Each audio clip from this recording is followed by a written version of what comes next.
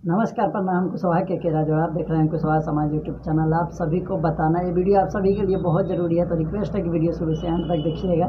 उसके बाद कमेंट कीजिएगा और ये वीडियो स्पेशल है, तो आप सभी लोग शेयर भी कर दीजिएगा। जितने भी भाई हमको जानते हैं, जितने भी भाई हमारे वीडियो देखते हैं, सभी के लिए है।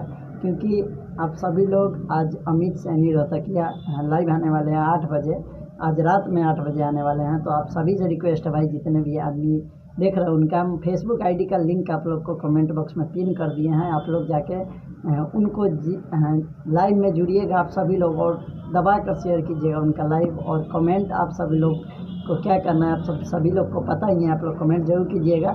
और याद रहे 8 बजे लाइव आ रहे हैं अमित सैनी अपने आईडी से। उनका आईडी का लिंक हम कमेंट बॉक्स में पिन किया है, वहाँ पे क्लिक करके आप लोग जाके देख लीजिए। आईडी पर फॉलो नहीं किए हैं तो फॉलो कर लीजिए।